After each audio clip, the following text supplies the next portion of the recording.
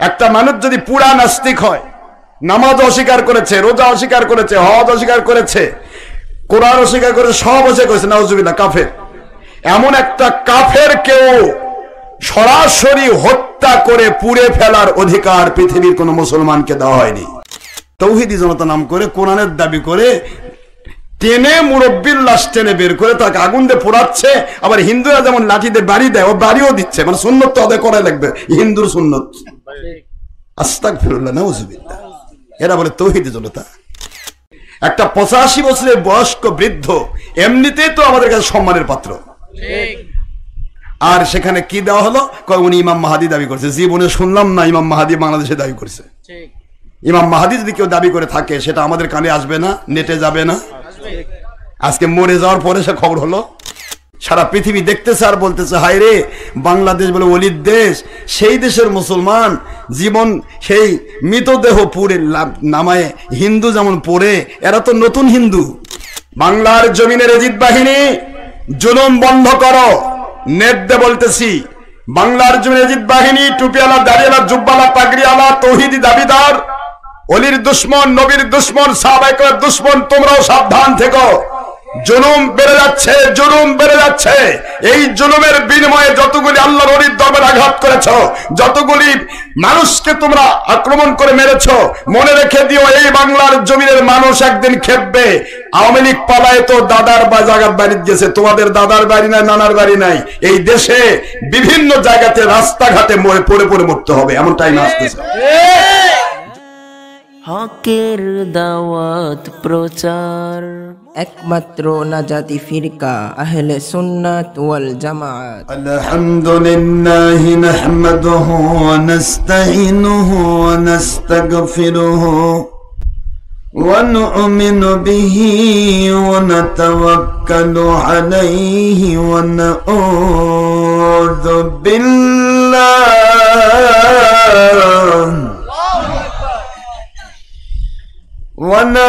ونعوذ بالله من شرور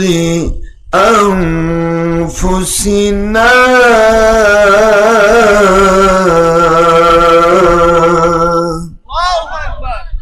ومن سيئات أعمالنا من يهد الله فهو المهتد ومن يضلل فلن تجد له وليا مرشدا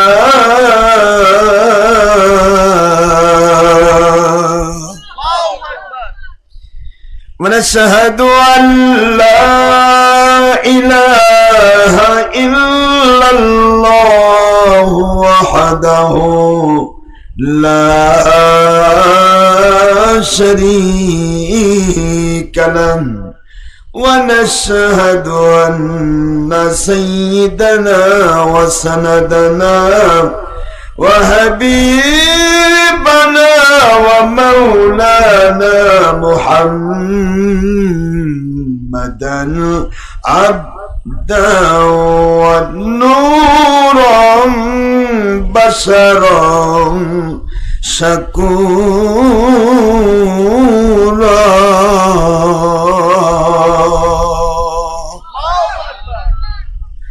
وهو رسول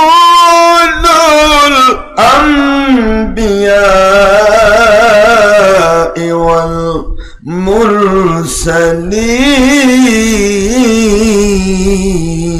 والمرسلين الذي أرسله بالحق شاهدا ومبشرا ونذيرا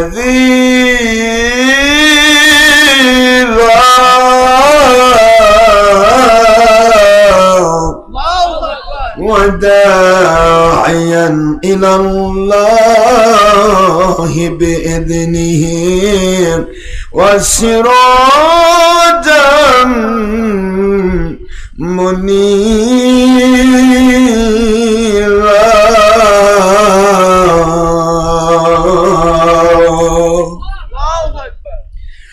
وقد قال الله تعالى في كلامه المجيد وفرقانه الحميد وبرهانه التوحيد والرسالة والولاية والخلافة والحكومة والآخرة أعوذ بالله من الشيطان الرجيم بسم الله الرحمن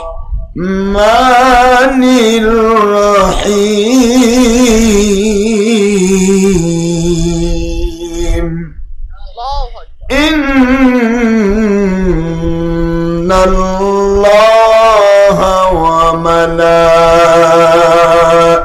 وملائكته يصلون على النبي يا أيها الذين آمنوا صلوا عليه وسلموا تسليما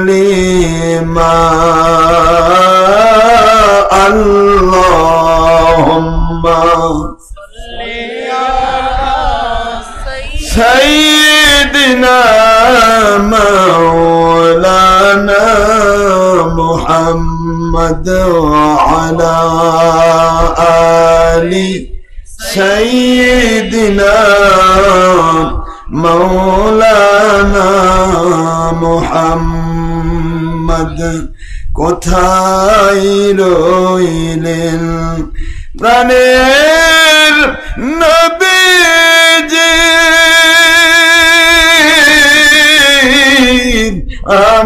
আমাদের সারিয়া কোথায় রইলেন নূরের নবীজি আমাদের সারিয়া আপনি ব্যতীত কি লাভ হইবে এ জুলুমের দুনিয়ায় বাঁচিয়া আল্লাহুম্মা সাল্লি আলা সাইয়্যিদিনা এই ফ্যানটা মুভ করে ঘুরে বেরাও ঘুরে ওইরকম ঘুরে ঘুরে ঘুরে না এটা ওখানে না ওটা এখানে ঘুরে ঘুরে তো বাবা একটু কষ্ট করে বাবা কষ্ট এটা ওখানে আর এটা এখানে ঘুরে ঘুরে দাও এটা সব হ্যাঁ আল্লাহ আপনি দয়া করুন নসিব করুন সোনার মদিনা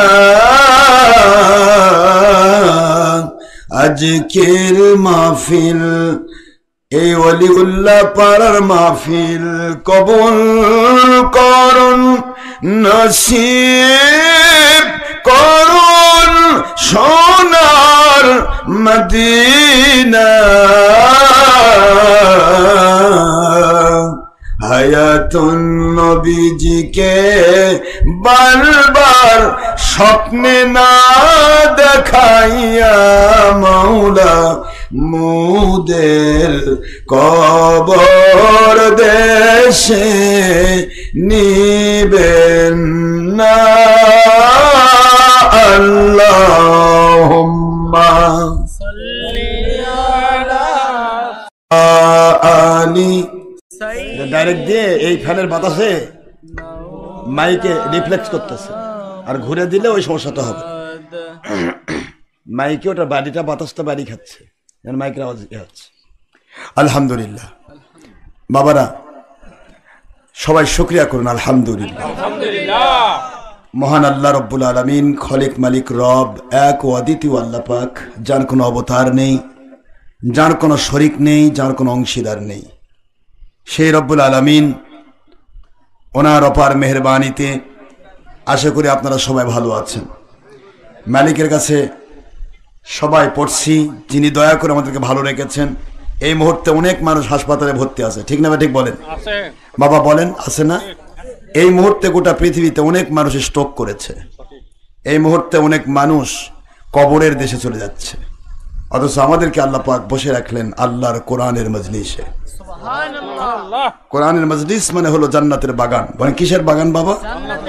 জান্নাতের বাগানে আল্লাহ বসে রাখলেন। এই জন্য সবাই একটু মন খুলে শুকরিয়া করেন তো বাবা, যুবকেরা আলহামদুলিল্লাহ।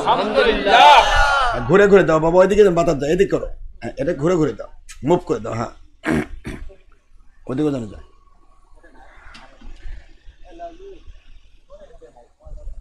দরুদ ও সালাম পড়ছি দো জাহানের সৈয়দ সৈয়দুল মুরসালিন। বাবারা আমার দিকে মন দেন, সৈয়দুল মুরসালিন, নবী রাসূলেরও সৈয়দ, ইমাম।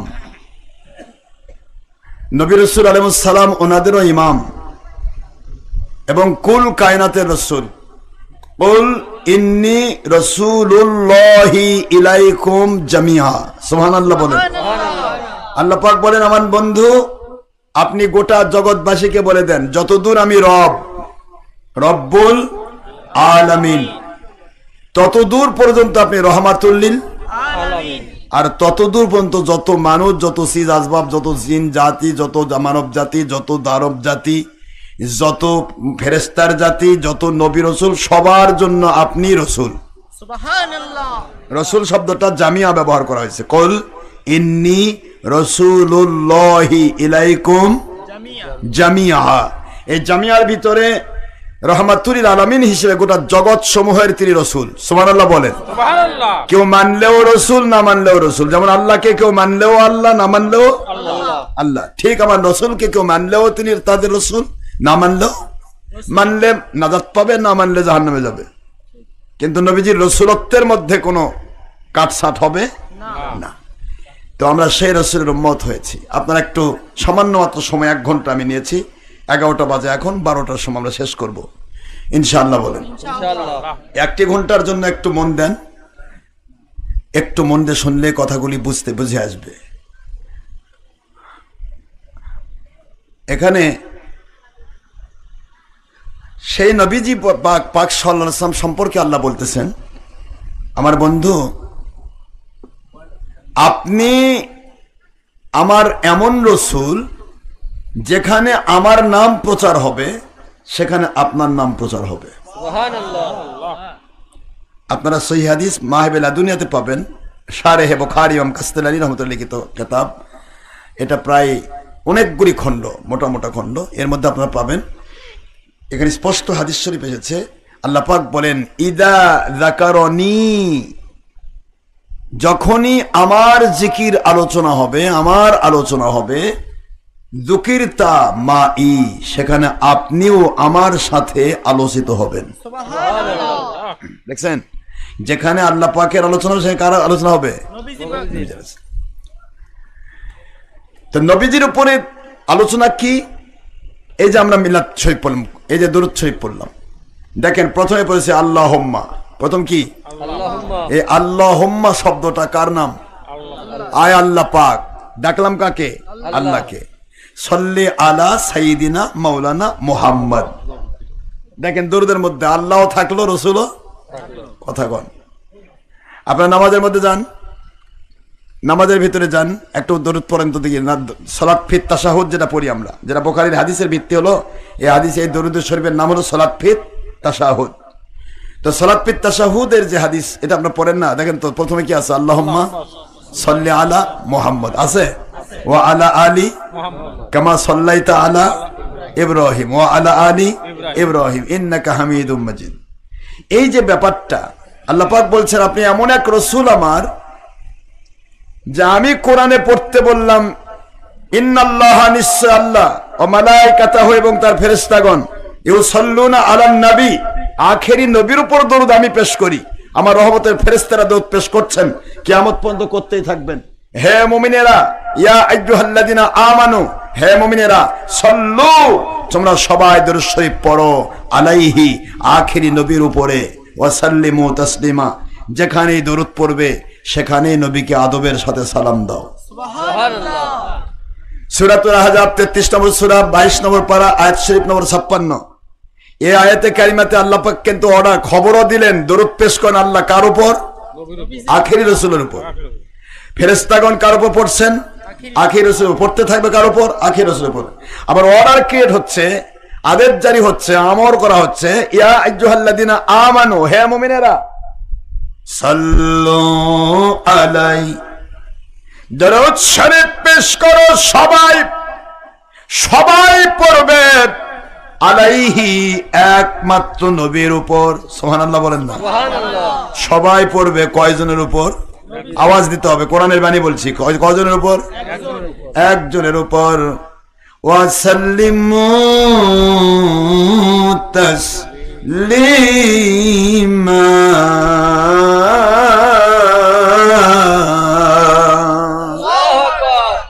আমার বন্ধু, আমি আইন করে দিলাম, যেখানে মুমিন মুসলমান থাকবে ওরা আপনার উপরে যেখানেই দরুদ পড়বে ওখানেই আদবের সাথে তারা যেন আমার নবীজিকে সালাম দেয়। জোরে বলুন সুবহানাল্লাহ। আচ্ছা, দরুদ নবীর উপর, সালাম নবীর উপর, আল্লাহ পেশ করছেন নবী আখে নবীর উপর, রহমতের ফেরেশতাও পেশ করছে আখে নবীর উপর। এটাই পাওয়া গেল সূরা আহজাব, মদিনা অবতীর্ণ আইন 56 নম্বর আয়াত। আমরা যে বলতেছি দরুদ ইব্রাহিম উত্তম, আপনাকে আমার কথা বুঝতে পারছেন তো? আমরা সব জায়গায় বলি না, অনেকে আমরা যে মিলাদ পড়ে গেলাম, আমার কোম্পানির বাহিরগত কোম্পানি যে সেটা এসে কালকে আবার কবে যে বিদাতি বেদাত করে গেছে, বেদাতি বেদাত করেছে, দরুদ ইব্রাহিম উত্তম, দরুদ ইব্রাহিম শ্রেষ্ঠ, আর কোনো দরুদ নাই, এরকম কবে কথা বলছেন না কেন বাবা? আচ্ছা বলেন তো, কোরআন শ্রেষ্ঠ না আমার সাফা শ্রেষ্ঠ? সাফাবাজি কি শ্রেষ্ঠত্ব? আল্লাহর কোরআন বলছে আখেই নবীর উপর আল্লাহ দরুদ পেশ করেন, আখেই নবীর উপর আল্লাহ দরুদ পেশ করতে, আল্লাহ তাই শ্রেষ্ঠ নয় নাকি? এখানে আসছে ইন্নাল্লাহা ওয়া মালাইকাতাহু ইউসাল্লুনা আলা ইব্রাহিম, কি আছে এখানে? আলান নবী, আখেরি নবীর উপর আল্লাহ দরুদ পেশ করছেন। তাহলে আল্লাহর আমলটা বোধহয় শ্রেষ্ঠ না, আমাদেরটাই শ্রেষ্ঠ। আল্লাহটা শ্রেষ্ঠ হবে, তিনি মালিক আর আমি গোলাম। কথা বলছেন না কেন? তো আল্লাহ পাক দরুদ পেশ করে আখেরি নবীর উপর, রহমতের ফেরেশতা দরুদ পেশ করছেন আখেরি নবীর উপর। মুমিনদের উপর অর্ডার ক্রিয়েট হলো, হে মুমিনেরা তোমরাও দরুদ পেশ করো আখেরি নবীর উপর। সুবহানাল্লাহ। ওয়া সাল্লিমু তাসলিমা। আল্লাহু আকবার। আর যেখানেই দরুদ পড়বে সেখানে আমার নবীকে সবাই আদবের সাথে সালাম দাও। সুবহানাল্লাহ। এখন এই আদবটা কি বাবা? শুয়ে থাকে সালাম দাও আদব না, বসে থাকে আদব না, দাঁড়িয়ে আদব। ঠিক। সুবহানাল্লাহ বলবেন না? সুবহানাল্লাহ। একটা কথাই আসেন, আপনারা কবরস্থানে গিয়ে বলেন তো সালাম দেন না? কবরস্থানে জিয়ারত করতে যান তো, নাকি সেটাও বেদাত করেছেন? তো কবরস্থানে জিয়ারত করা, আল্লাহর হাবিব সাল্লাল্লাহু আলাইহি ওয়াসাল্লাম বলেছেন যে তার মা বাবার কবর প্রতি সপ্তাহে জিয়ারত করে, ওই মা বাবা তাকে এমন ভাবে দোয়া করেন যে ওই মা বাবার বাধ্য সন্তান হিসেবে সে পরিগণিত হয়ে যায়। সুবহানাল্লাহ। সে ওই মা বাবার সাথে জান্নাতি সন্তান সে কবুল হয়ে যায়। সুবহানাল্লাহ বলবেন না জোরে? সুবহানাল্লাহ।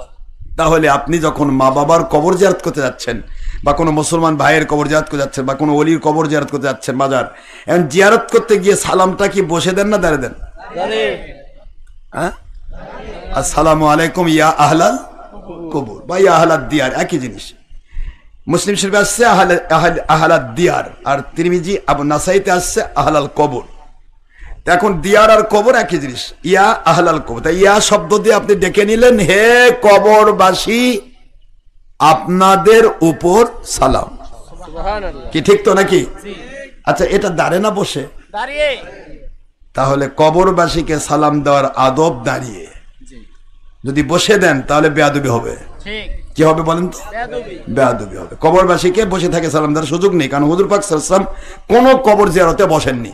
মনে থাকবে তো নাকি ওই কথা মনে থাকবে? হুজুর সাল্লাল্লাহু আলাইহি ওয়াসাল্লাম পৃথিবীর কোনো কবরস্থানে গিয়ে তিনি বসে দোয়া করেননি। হুজুর সাল্লাল্লাহু আলাইহি ওয়াসাল্লাম কবরস্থানে এই জান্নাতুল বাকি গুরুস্থানে গেছেন, আয়েশা রাদিয়াল্লাহু তাআলা বর্ণনা করেছেন, সহিহ মুসলিমের হাদিস। আয়েশা রাদিয়াল্লাহু তাআলা বলেন যে আমার নবীজিকে আমি আমার ঘরে পাইলাম না, খুঁজলাম, খুঁজতে খুঁজতে দেখি এটা আপনার তিরমিজি শরীফে আসছে, তিরমিজিতে আপনারা পাবেন। এটা হলো মা যা তিরমিজির বাবু মা যা ফি লাইলাতিন নিসফি মিন শাবান। শাবান চাঁদের 15 তারিখ শবে বরাতের রাত্রিতে আল্লাহর পক্ষ থেকে কি কি বরকত নাজিল হয়, এটা বাবের নাম, তিরমিজির বাব। সুবহানাল্লাহ বলেন জোরে। এই বাবের ভিতরে, এই অধ্যায়ের ভিতরে হাদিস এসেছে। আয়েশা রাদিয়াল্লাহু তাআলা আনহা বলেন যে আমি আমার নবীজিকে আমার ঘরে দেখলাম না, খুঁজতে লাগলাম, দেখি নাই নবীজি। ঘুরতে ঘুরতে গেলাম, দেখি যে জান্নাতুল বাকি গোরস্থান, হুজুরের রওজা বরাবর জান্নাতুল বাকি গোরস্থান। গেছেন তো আপনারা, হাজিরা জান গেছেন আর দেখেছেন।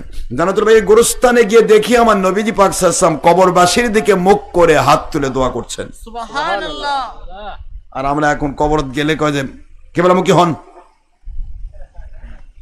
কেবলামুখী হন, কবরের কাছে যায় বলা এটা নবীজির সুন্নতের খেলাফ, প্রকাশ্য বেদাত। কেবলা নামাজের জন্য, কাবা ঘর নামাজের কেবলা। মনে থাকবে তো? কি বলেন তো? কাবা ঘর নামাজের কিবলা। এখন আমি ইনাক সালাম দিতে আসব, তখন আমার কেবলা কাবা থাকবে না উনি?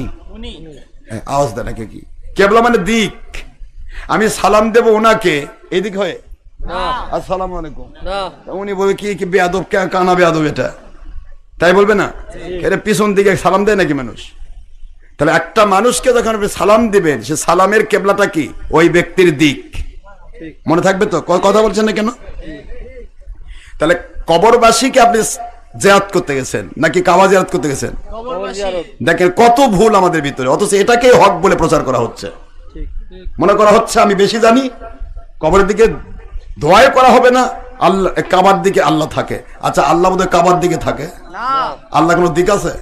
আইনামা তুআল্লু ফাতাম্মা ওয়াজহুল্লাহ, যেদিকেই তাকাবে সেদিকেই আল্লাহ। জোরে বলুন সুবহানাল্লাহ। বাবারা আমার, আমি আপনাদের খেদমতে আরজ করছি, দেখেন আমরা সব জায়গাতেই ফিতনা আর ফিতনা, চারদিকে তাকাবেন শুধু ফিতনা। যুগ যুগ ধরে এই যে ঈদ মিলাদুন নবী নিয়ে ফতোয়া হচ্ছে, ঈদ মিলাদুন নবী সারাটা জীবন আপনার বাবা দাদা 14 পুরুষ, আজ থেকে সেই 1000 বছর ধরে আমরা ঈদ মিলাদুন নবী করে আসতেছি, 1000 বছর ধরে মিলাদ কিয়াম শবে বরাত পালন করে আসতেছি। আজ হঠাৎ করে ঈদ মিলাদুন নবী, ঈদ মিলাদ কিয়ামের বিরুদ্ধে ফতোয়া চলতেছে। ফতোয়া কিন্তু রিকশাওয়ালা দেয় না, ফতোয়া কিন্তু হুজুরই দেয়। কথা কন না কেন? তাহলে এখন আপনি বলেন বড় বড় হাজার, বড় বড় হুজুর, বড় বড় মুফতি ফতোয়া দিচ্ছে। এখন মুফতি সাহেব যখন ফতোয়া দেয়, তখন আপনি সাধারণ মানুষের হ্যাঁ হুজুর কি খুব ভুল করেছে? কথা বলে আপনি, আপনার তো দোষ নাই, দোষ তো আমার। আমি ভুল করেছি, আমার ভক্তদের সে পাগলা হয়ে গেছে। আমার হুজুর কি ভুল করেছে? এই মার গন্ডগোল, বাজারের মধ্যেও মারামারি। কথা বলছেন না কেন? এই যে মারামারির সৃষ্টি করা, মুসলমানদের মুসলমান মারামারি করা, এটা হলো ইহুদি সাদা কুকুরের ষড়যন্ত্র। এগুলো মনে রাখবেন। আজ আপনারা পৃথিবীতে দেখেছেন, খুব মন দিয়ে শোনেন আমার কথাগুলি, খুব মন দেন, যেহেতু নেটে যাচ্ছে সারা পৃথিবী, আমার মালিকের দয়া, আমার ওয়াজ লাইভ হয়, আমি সবাইকে উদ্দেশ্য করে বলছি। আপনারা পৃথিবীতে কোনো কাফের ইতিহাস জানেন? কোন কাফের? ফেরাউন, নমরুদ, হামান, আবু জাহেল, আবুল আহাব, এর কোন কাফের ইতিহাস জানেন যে কাফের, একটা কাফেরও কোন মুসলমানের লাশ কবর থেকে তুলে পোড়াইছে? বলেন, আপনারা বলেন। একটা কোন কাফের পর্যন্ত একটা মুসলমানের লাশ কবর থেকে উঠে পোড়াবে না। এই মুহূর্তে এই গ্রামের মধ্যে একটা মানুষ যদি পুরা নাস্তিক হয়, নামাজ অস্বীকার করেছে, রোজা অস্বীকার করেছে, হজ অস্বীকার করেছে, কোরআন অস্বীকার করেছে, সব অস্বীকার করেছে, নাউজুবিল্লাহ, কাফের, এমন একটা কাফের কেউ সরাসরি হত্যা করে পুড়ে ফেলার অধিকার পৃথিবীর কোন মুসলমানকে দেওয়া হয়নি। যদি তা দেওয়া হতো তাহলে আল্লাহ পাক ফেরাউনকে পুড়ে মারত, নমরুদকে পুড়ে মারত। কথা বলছেন না কেন? আবু জাহেল 14-15টি বছর আমার নবীকে জ্বালাইছে। কাকে জ্বালাইছে জানেন? দো জাহানের বাদশা, নবী রসুলের নবী রসুল, তাকে জ্বালাইছে, পোড়াইছে, কত 3 বছর অন্তরীণ করে রেখেছে, বাড়ি ঘরে তালা দিয়েছে, নবীজির বাড়ি ঘেরাও করেছে মেরে ফেলার জন্য। আল্লাহ পাক রব্বুল আলামিন কাফেরদেরকে সার দিয়ে নবীজিকে হিজরত করে মদিনা নিয়ে গেলেন। আর সেই ইসলামের কোন ধার আমরা তৌহিদি জনতা দাবি করতেছি, মাথায় টুপি দিয়ে নারায়ে তাকবীর দিচ্ছি, আর একজন বুড়া 85 বছরের বুড়ার লাশ 16 দিনও পচে নাই, কাপড়ে দাগ লাগে নাই, এইটুকুও কলিজায় লাগলো না। কারণ মুনাফিক কোনোদিন শিক্ষা গ্রহণ করতে পারে না, মুনাফিক কখনো শিক্ষা নিতে পারে না। মুনাফিক সবসময় আল্লাহর রহমত থেকে বঞ্চিত, বেয়াদব। একটা 85 বছরের বয়স্ক বৃদ্ধ এমনিতেই তো আমাদের কাছে সম্মানের পাত্র, আর সেখানে কি দেওয়া হলো, উনি ইমাম মাহাদি দাবি করছে। জীবনে শুনলাম না ইমাম মাহাদি বাংলাদেশে দাবি করছে। ইমাম মাহাদি যদি কেউ দাবি করে থাকে সেটা আমাদের কানে আসবে না, নেটে যাবে না। আজকে মরে যাওয়ার পরে সে খবর হলো, মরে গেল, 16 বছর কবরে থাকলো, তারপরে সেটা খবর হয়ে গেল ইমাম মাহাদি দাবি করেছে, করেছে, কাবা বানাইছে। বাপরে, যত অপরাধ করেছে সব অপরাধের বিচার করার দায়িত্ব আল্লাহ আপনাকে দিছে। এগুলি সেই সময়ের কথা বাবারা। আমার বাবাদের বাংলার জমিন নয়, আজ থেকে সেই কত বছর আগে 61 হিজরি সালে আমার নবীজি সাল্লাল্লাহু আলাইহি ওয়াসাল্লামের আপন দৌহিত্র নাতি আওলাদের রাসূল হযরতে হুসাইন রাদিয়াল্লাহু আনহুকে মনে আছে আপনাদের? সেই হুসাইনকে তার 6 মাসের শিশু সন্তান আলী আসগর রাদিয়াল্লাহু আনহুকে তীর মেরে ফেরা হলো, কিন্তু 1 ফোঁটা পানি দেওয়া হলো না। অথচ তারা হাদিস জানতো, নবীজি হাদিস দিয়েছেন, আল হাসানু ওয়াল হুসাইনু সাইয়্যিদা শাবাবে আহলিল জান্নাহ। হাসান এবং হুসাইন জান্নাতের সকল পুরুষের সরদার। যে মানুষগুলিকে জান্নাতের সরদার বানানো হলো, যেই মানুষগুলিকে আল্লাহর বন্ধু বললেন, আমার হাসান হোসেনকে যে ভালোবাসে, সহিহ মুসলিমের হাদিস, তারা আমি নবীকে ভালোবেসে ফেললো। আর আমার হাসান হোসেনকে যে কষ্ট দেয়, তারা আমি নবীকে কষ্ট দিল। এত বড় হাদিস থাকার পরেও 22,000 এজিদ বাহিনী কুফার মসজিদে জামাতে নামাজ পড়ে ফতোয়া দিলাম, কুরাঙ্গার এজিদের কাছে বায়াত হয় নাই হুসাইন, বায়াত অস্বীকার করার কারণে তিনি কাফের হয়েছে। নাউজুবিল্লাহ। কোন তাকে হত্যা করা ফরজ হয়ে গেছে। নাউজুবিল্লাহ। এইটা এজিদ বাহিনীর লক্ষণ। এজিদ বাহিনী মিথ্যা ইস্যু তৈরি করে জান্নাতের সরদারকে শহীদ করে দিয়েছে। ওই এজিদের প্রেতাত্মা আজকে বাংলার জমিনে যারা, এরাও মিথ্যা অজুহাত দেখায়। যেই সমস্ত হক্কানি আলেম এবং ওলিদের দ্বারা তাদের মিথ্যার মুখোশ খুলে যায়, ওই মানুষগুলোকে অজুহাত দেখায় তাদের উপর জুলুম করা বৈধ মনে করে। সিমিলার জিনিস, সিমিলার এজিদ বাহিনী। আপনারা নিজেকে জিজ্ঞাসা করেন, একটা কাফের কেউ আল্লাহ পাক আগুন দিয়ে পুড়ে মারা অধিকার দিয়েছে? আছে কোথাও কোথাও যে কাফের তাকে আগুন দিয়ে পোড়ো?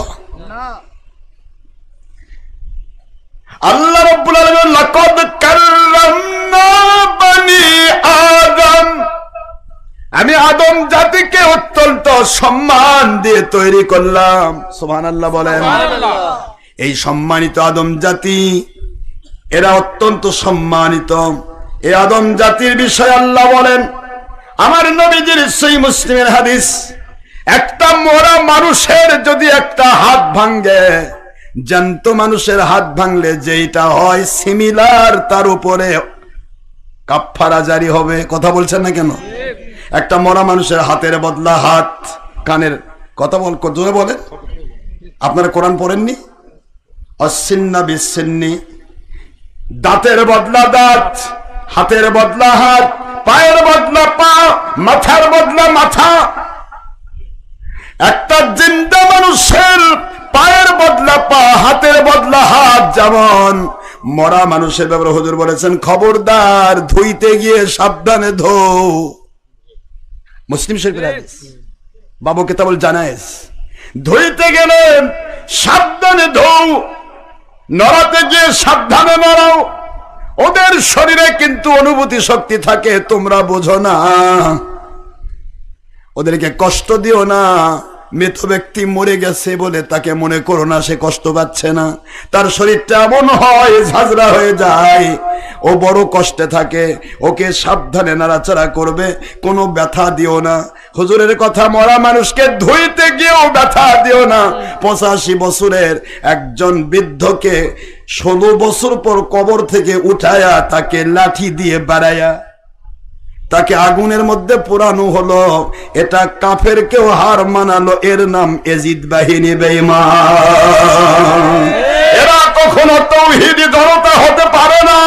এরা তৌহিদের জনতার উপরে কলঙ্ক চাপায়া এজিদি ইসলাম চালু করতে চায়। এরা তৌহিদি জনতা নয়, এরা সেই যুগের এজিদ বাহিনী, কাফের চেয়েও নিকৃষ্ট মুনাফিক বেঈমান।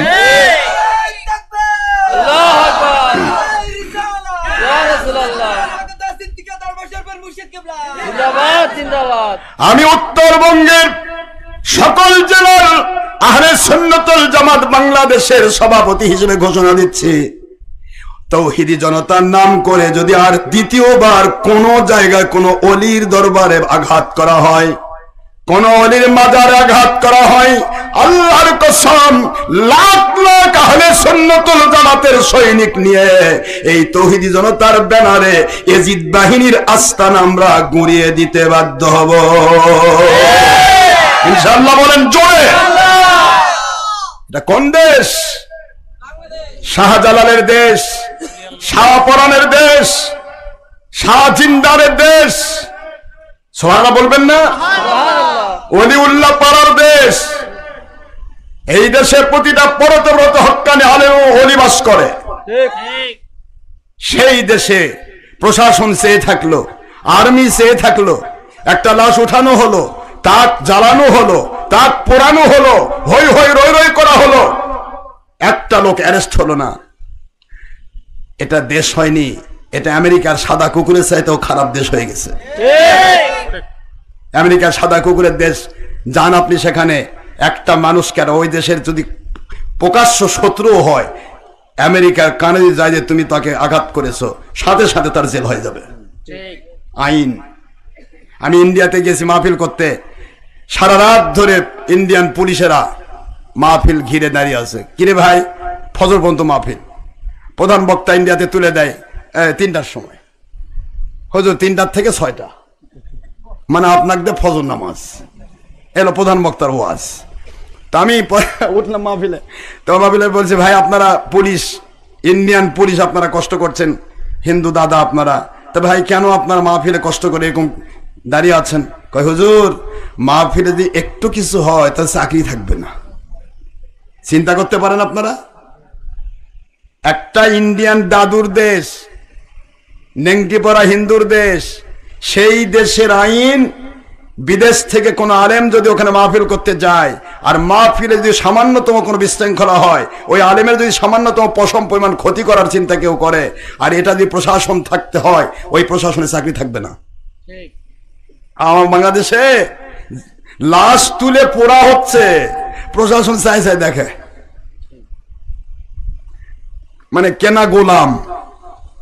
এতদিন ছিল আওয়ামী লীগের কেনা গোলাম, এখন হয়েছে এজিদ বাহিনীর কেনা গোলাম। কথা বলছেন না কেন? এগুলি হতে দেওয়া হবে না ইনশাআল্লাহ। আহলে সুন্নাত জামাতের ব্যানার বুঝতে পেরেছেন আপনারা? আহলে সুন্নাত জামাতের অবস্থা দেখেছেন? সোহরাওয়ার্দী উদ্যানে জায়গা নেই। সারা বাংলাতে যদি আহলে সুন্নাত জামাত বের হয়ে যায়, তাহলে এই তৌহিদি জনতার নাম করে যে এজিদ বাহিনী ওলিয়া উলিয়ার মাজারে এবং দরবারে আঘাত করছে, এই এজিদ বাহিনী কিন্তু পালাবার জায়গা থাকবে না, রাস্তাঘাট খুঁজে পাবে না। কত বড় আশ্চর্য বর্বর! এটা নবী নাজিল হওয়ার আগের সেই ডেজ অফ ইগনোরেন্স, জাহেলিয়াতের যুগের সেই বর্বরতাকে হার মানিয়েছে। জাহেলিয়াতের যুগে মানুষ জীবন্ত মানুষকে কবর দিত, জীবন্ত মহিলাকে কবর দিত, এটা একটা জাহেলিয়াত ছিল। কিন্তু শোনা যায়নি যে জীবন্ত মানুষকে তারা পুড়ে মারছে বা কবর থেকে একটা লাশ তুলে পুড়ছে। এটা জাহেলিয়াতকে হার মানিয়েছে। তারপরও তারা আল্লাহর নাম করতেছে। তাহলে এজিদ বাহিনী তো কি? এজিদ তো আল্লাহর নামে তো হোসেন রেজার উপর আঘাত করেছে। কিন্তু মনে রাখবেন বাবারা, একটি কথা মনে রাখেন, এজিদ বাহিনী যখন এই পায়তারা করলো, হোসেন রেজাকে হত্যা করলো সপরিবারে, আমার মালিক আবার কুদরত থেকে সেটিং করলেন মুক্তার বাহিনী। যতগুলা লোক এজিদ বাহিনীর সাথে সম্পৃক্ত ছিল হোসেন রেজাকে হত্যার কাজে, প্রায় 1 থেকে 1.5 লক্ষ এজিদ বাহিনীকে রাস্তায় রাস্তায় কুপিয়ে কুপিয়ে মারছে। বাংলার জমিনের এজিদ বাহিনী, জুলুম বন্ধ করো। নেট দে বলতেছি, বাংলার জমিনের এজিদ বাহিনী, টুপিওয়ালা, দাড়িওয়ালা, জুব্বালা, পাগড়িওয়ালা, তৌহিদি দাবিদার, অলির দুশ্মন, নবীর দুশ্মন, সাহাবায়ে কেরামের দুশ্মন, তোমরাও সাবধান থেকো। জুলুম বেড়ে যাচ্ছে, জুলুম বেড়ে যাচ্ছে। এই জুলুমের বিনিময়ে যতগুলি আল্লাহর ওলির দরবারে আঘাত করেছো, যতগুলি মানুষকে তোমরা আক্রমণ করে মেরেছো, মনে রেখে দিও, এই বাংলার জমিনের মানুষ একদিন খেপবে। আওয়ামী লীগ পালায় তো দাদার বা জাগাত বাড়ি গেছে, তোমাদের দাদার বাড়ি নাই, নানার বাড়ি নাই। এই দেশে বিভিন্ন জায়গাতে রাস্তাঘাটে মরে পড়ে পড়ে মরতে হবে, এমন টাইম আসতেছে। জুলুম বন্ধ করো। আল্লাহু লা ইয়াহদিল কওমাজ জালিমিন, আল্লাহ কোন জালেমকে হেদায়েত দেন না। জুলুম থাকবে না ইসলামে। আহলে সুন্নাত ওয়াল জামাত জুলুম বোঝে না। আহলে সুন্নাত ওয়াল জামাতের উপর কেউ জুলুম করলে সেটা প্রতিহত করে, নবীজি পাক সাল্লাল্লাহু আলাইহি ওয়াসাল্লাম যেটা করেছেন। ঠিক না? ঠিক বলুন বাবাজিরা আমার। এই জন্য ফতোয়া বাজি করে সমাজের ভিতরে ফিতনা ফাসাদ। আপনি একটা সাধারণ দরজার মানুষ, আপনার বাপ হলো মাস্টার, আপনার দাদা হলো একজন পীরের মুরিদ, আপনার দাদার বাপ হলো আরেকজন পীরের মুরিদ, এই হয়ে হয়ে আসতেছে। হঠাৎ করে পীরের মুরিদ বাপ আর বাপের বেটা ডেকে নিয়ে কয় পীর মানে ভণ্ড। চলছে না? কি বলে, কথা করছেন না কেন? পীর মানে ভণ্ড। যে পীর ভণ্ডামি করবে সেটা ভণ্ড। শাহজালাল ভণ্ড ছিল? শাহপরান, শাহ মাকদুম, মাইশার বলখি, খানজাহান আলী, শাহ জিন্দানি ভণ্ড ছিল। তাহলে তারা তো আল্লাহর ওলি ছিলেন। তাহলে হক্কানি ওলি দিয়ে বাংলার জমিনে ইসলাম আসলো। এই বাংলার জমিনে যদি আল্লাহর ওলিরা না আসতো, আজ আমরা হিন্দুর বেটা নিংটি পরে ঘুরতাম, ও নমো নমো নমো নমো করতাম, ওং শান্তি ওং শান্তি। কথা বলছেন না কেন? নিংটি পরে ঘুরতাম। ওলিয়া উলিয়াকে অস্বীকার করে আজ আমরা হক্কানি মুসলমান দাবি করবো। আস্তাগফিরুল্লাহ। আপনারা গাছের গোড়া কেটে দিয়ে আগা বাঁচাতে পারবেন তো? আপনার এখানে যত গাছ আছে, সেটা শিমুলেরই হোক, আর ওই লতাগুলো পাতায় হোক, অথবা আমের হোক, জামের হোক, মনে করেন যে আপনার গাছের গোড়া কেটে দিবেন, আগা বাঁচবে তো? তা এই বাংলার জন্য ইসলামের গোড়া হলেন আল্লাহর ওলিগণ। ওলিদেরকে অস্বীকার করা মানে ইসলামের গোড়া কেটে দেওয়া, আর গোড়া কেটে দেওয়া মানে আগা পড়ে যাওয়া। এটাই ছিল ইহুদিদের প্রটোকল। ইহুদের প্রধান প্রটোকল ছিল মুসলমান মুসলমান মারামারি লাগিয়ে দিব, মুসলমান মুসলমানকে হত্যা করবে, মুসলমান মুসলমানের কাজাকাজি করবে, ধান্দাবাজি করবে, মুসলমান মুসলমানকে মনে করেন যে মারবে, ধরবে। এগুলি ইহুদিদের প্রটোকল। আজ দেখেন বাংলার জমিনে কি হয়ে যাচ্ছে। একই মুসলমানের সন্তান, এটাও মুসলমান ওটাও মুসলমান, দুইজনে মারামারি। কত বড় জিল্লতি। সারা পৃথিবী দেখতেছে আর বলতেছে, হায় রে, বাংলাদেশ বলে ওলির দেশ, সেই দেশের মুসলমান জীবন সেই মৃতদেহ পুড়ে নামায় হিন্দু যেমন পড়ে, এরা তো নতুন হিন্দু। হিন্দু কি পড়ে? লাশ পড়ে না? কথা বলে না, দেখেন না। হিন্দু কি পড়ে? লাশ পোড়ায়। তাই হিন্দু লাশ পোড়ায়, আর এরা কবর থেকে তুলে পুড়তেছে। হিন্দুর চেয়ে তো খারাপ। কবর থেকে তুলে পড়তেছে। উনি কি করেছে ওর জবাব ও দেবে। ওর বিচারের জন্য আলাইসাল্লাহু বিআহকামিল হাকিমিন। সে মারা গেছে, মারা যাওয়ার পর তার বিচার নেই, মালিকের কাছে বিচার চলে গেছে। কথা বলছেন না কেন জোরে? এটাই হলো বর্বরতা। এগুলি তাদের জিন্দেগির কপাল পোড়া পজিশন। এই কপাল পোড়া পজিশন তাদেরকে ধ্বংস করবে, লানত করবে, অভিসম্পাত করবে। আমার মালিক বলেন, স্পষ্ট হাদিসে এসেছে, হুজুর বলেছেন, কোন মুসলমান ইচ্ছে করে কোনো পিপিলিকা হত্যা করবে না। কারণ তুমি কি পিপিলিকা বানাতে পারবে? সুবহানাল্লাহ কন্যা জোরে। একটা মুসলমান ইচ্ছা করে একটা পিপিলিকা হত্যা করবে না। এমনি পায়ের তলে পড়ে গেছে, তাই আমরা আফসোস করি। হঠাৎ করে পায়ের তলে পড়েছে। আমার ছোট্ট মাসুম 5 বছরের শিশু, আমার 5 বছরও হয়নি, এই সেপ্টেম্বরের 18 তারিখ 5 বছর হবে, আমার হুজ্জাতুল্লাহ। সেদিন পায়ের তলে হঠাৎ করে এক পিঁপড়া পড়েছে, কান্না শুরু করেছে। আব্বু কি হলো? আমার পায়ের তলে পরে পিঁপড়াটা মারা গেল। 5 বছরের শিশু পিঁপড়াক দেখে ভয় পায়, কান্না, মরে গেল। আর তৌহিদি জনতা নাম করে, কোরআনের দাবি করে টেনে মুরব্বীর লাশ টেনে বের করে তাকে আগুন দিয়ে পোড়াচ্ছে। আবার হিন্দুরা যেমন লাঠিতে বাড়ি দেয়, ও বাড়িও দিচ্ছে, মানে সুন্নত তো আদায় করা লাগবে, হিন্দুর সুন্নত। আস্তাগফিরুল্লাহ, নাউযুবিল্লাহ। এরা বলে তৌহিদি জনতা। কষ্ট দিচ্ছি বাবার আপনাদের। আমার বাবাজিরা, একদিনের হাদিস বলছি শুনুন। আমার নবীজি সাল্লাল্লাহু আলাইহি ওয়াসাল্লাম তিনি মসজিদে নববীতে আল্লাহু আকবার ধ্বনি দিয়ে নামাজ পড়াবেন। কেবলমাত্র তাকবীরে তাহরিমা তুলছেন, জিবরাইল আলাইহিস সালাম এসে বলেন, আল্লাহর বন্ধু এই মুহূর্তে তাকবীর দেবেন না, একটু পরে দেওয়ার জন্য আল্লাহ আদেশ করেছেন। এবার যুবক কি হলো? এই যুবকেরা কষ্ট হচ্ছে? হাদিসটা শোনেন, যেহেতু সময় কম তো আমি বাড়াচ্ছি না, ওয়াজ বাড়াবো না, শুধু ঈদুল লাদুন নবী কয়েকটা কথা বলবো, হাদিস বলবো, শুধু হাদিস শরীফ, গল্প গুজব নয়। তো হুজুর সাল্লাল্লাহু আলাইহি ওয়াসাল্লাম দুজাহানের বাদশা, নবী রাসূলের নবী রাসূল, লা তুমিনুন্না বিহি ওয়া লা তানসুরুন্না, দুইটা হিসাব এসেছে। একটা সূরাতুল আলে ইমরানের 81 নম্বর আয়াত, আল্লাহ বলেছেন সকল নবী রাসূল আলাইহিমুস সালাম আপনাদের কাছে গোটা দুনিয়া সৃষ্টির লক্ষ লক্ষ বছর আগে আমি আল্লাহ রূহের জগতে আমি আপনাদের কাছে আখেরি নবীর মিলাদ করতেছি। সুবহানাল্লাহ।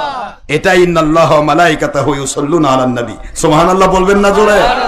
নিশ্চয় আল্লাহ পাক আল্লাহ নবীর উপর দরুদ শরীফ পেশ করেন। এই তো দরুদ, কি দেখেন, আমি আপনাদের কাছে আমার নবীর মিলাদের বৃত্তান্ত বলছি, জন্মের বৃত্তান্ত। কি আপনাদের একটা ওয়াদা করতে হবে, ইকরার করতে হবে।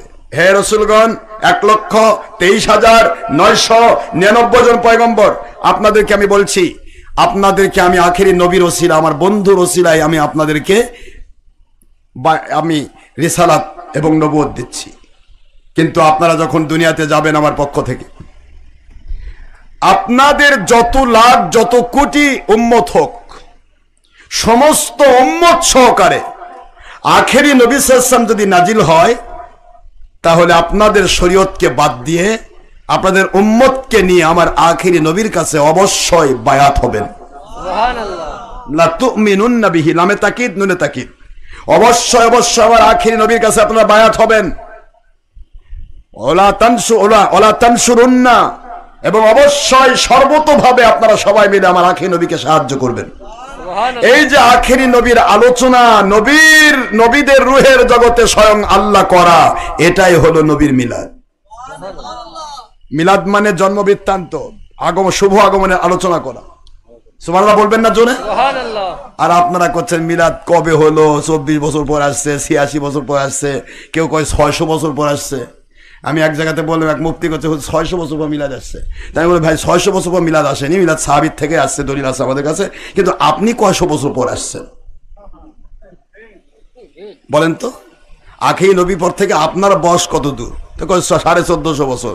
তো 600 বছর পর আসার কারণে মিলাদ যদি নাজায়েজ বেদাত হয়, তাহলে আপনি নিজেও তো বেদাত, আপনারটা তো ডবল বেদাত, 6 দুগুণ 12 না, কথা কয় না কেন?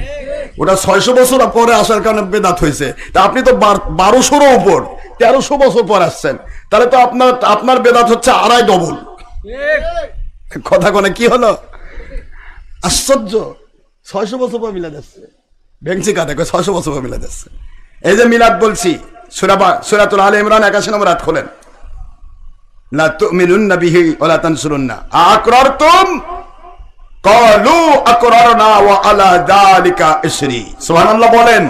ও আল্লাহ, আপনি যেই আলোচনা করলেন, আখেরি নবীর মিলাদ করলেন, আখেরি নবীর জীবনের আলোচনা করলেন, আখেরি নবী আসবে, আল্লাহ আমরা ওয়াদাবদ্ধ হয়ে গেলাম, আখেরি নবী সাল্লাল্লাহু আলাইহি ওয়াসাল্লাম যদি আমাদের সামনে নাজিল হন, আমরা সমস্ত শরীয়তকে বাতিল করে আমাদের উম্মতদেরকে নিয়ে সর্বতোভাবে ওনাকে সাহায্য করব, ওনার কাছে বায়াত হয়ে যাব। জোরে বলুন সুবহানাল্লাহ। এই বায়াত হওয়ার প্রসঙ্গে এই জন্য নবীদেরকে, আমার আখেরি নবীকে নবীদের নবী, রাসূলদের রাসূল বলা হয়, এটা একটা কারণ।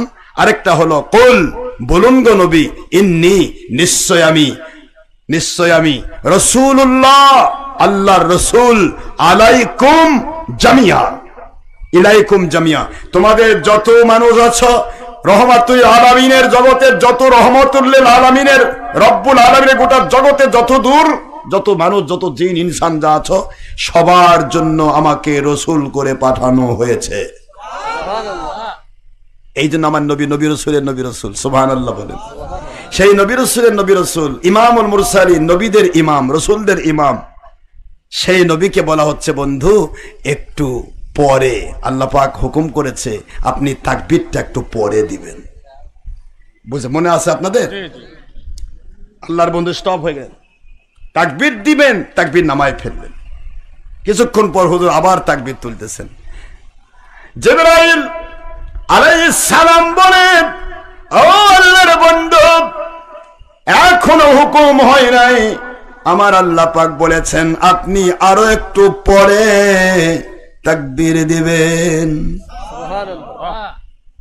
হুজুর আবার হাত নামিয়ে ফেললেন। তৃতীয়বার নবীজি তাকবীর তুললেন। এবার জিবরাইল আলাইহিস সালাম আর কিছুই বললেন না। নামাজ হয়ে গেল, আখের নবীর পিছনে নামাজ হয়ে গেল, সালাত আদায় হয়ে গেল।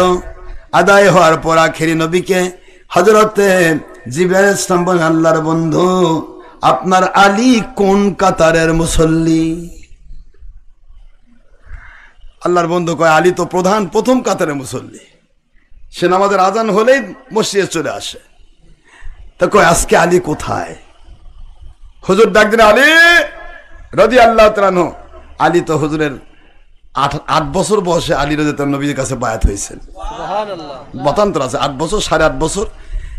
তো 8 বছর বয়সে শিশুদের মধ্যে উনি প্রথম, তারপর হয়েছেন যায়েদ বিন হারেসা শিশুদের মধ্যে, আর বয়োজ্যেষ্ঠদের মধ্যে আবু বকর রাদিয়াল্লাহু আনহু, মহিলাদের মধ্যে আম্মা খাদিজাতুল কুবরা রাদিয়াল্লাহু আনহা। সুবহানাল্লাহ বলে। তো এখানে 8 বছর বয়সে আলী রাদিয়াল্লাহু আনহু বায়াত হয়েছেন হুজুরের। সেই আলীকে দেখছে, আলী, ও আলী রাদিয়াল্লাহু আনহু কোথায়? আলী রাদিয়াল্লাহু আনহু পিছনের কাতার থেকে লাব্বাইকা ইয়া রাসূলুল্লাহ, সুবহানাল্লাহ বলেন, ইয়া রাসূলুল্লাহ সাল্লাল্লাহু আলাইহি ওয়াসাল্লাম, লাব্বাইকা ইয়া রাসূলুল্লাহ, আল্লাহর বন্ধু হাজিরা দিলাম আমি আলী এখানে। কেন পিছনের কাতারে? কেন? আপনি তো সামনের কাতারে আসার কথা ছিল, ফার্স্টে সে হাজিরা দেওয়ার কথা ছিল, কেন দেরি হলো? ওহিদে কিন্তু আল্লাহ জানিয়ে দিয়েছেন, কিন্তু আল্লাহর হাবিব আলীর মুখ দিয়ে ওয়াজটা শুনতে চান। সুবহানাল্লাহ। হুজুরের জানা আর আমাদের জানা আলাদা আছে না? হুজুরকে ওহিদে জানানো হয়, আমরা তো আর ওহি পাইনি, আমাদেরকে নবী জানালে জানি। তো আলী রাদিয়াল্লাহু আনহুর মধ্য দিয়ে ওয়াজটা হুজুর শোনাতে চান বিশ্বের মুসলমানকে। তো আলী রাদিয়াল্লাহু আনহুকে বলছে, আল্লাহর আলী বলতেছে, ইয়া রাসূলুল্লাহ সাল্লাল্লাহু আলাইহি ওয়াসাল্লাম আপনি তো জানেনই, তারপরেও যখন জানতে চান আপনারা, আমি আজকে নামাজের জন্য নির্দিষ্ট টাইমেই বাড়ি থেকে বের হয়েছি, নির্দিষ্ট টাইমে বাড়ি থেকে বের হলাম। বের হওয়ার পরে মসজিদে যে আসবো, শোনা যায় বাবা? হ্যাঁ, চলুক আমরা কাজ করি। মসজিদে যে আসবো, এই পিছের আব্বা শোনেন, শোনা যাচ্ছে? হ্যাঁ শোনেন বাবা, মন দেন। মসজিদে যে আসবো, আসার পথে বাবা, আসার পথে রাস্তাটা সংকীর্ণ, ওই রাস্তা দিয়ে একটা লোক সরাসরি হাঁটা যায়, দুইজন একসাথে যাওয়া যায়।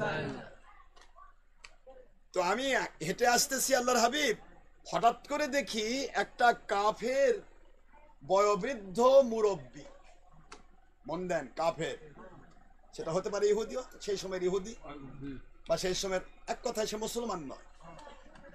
শুনতেছেন আপনারা? আমি সহিহ মুসলিমের হাদিস বলছি, বানানো গল্প করছি না বাবা। দলিল ডকুমেন্টে কথা বলি দেখে তো বাতিল ফেকা ভয় পায়, দলিল ছাড়া কথা বলতে এতদিন ছিঁড়ে খাই ফেল দিত।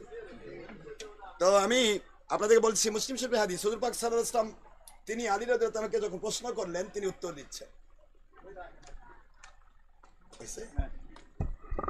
দিচ্ছেন, একটু মন দেন, আমি শেষ করবো, বেশি সময় নিব না আপনাদের থেকে। তো এখানে উত্তর দিচ্ছেন আলী। কে উত্তর দিচ্ছে?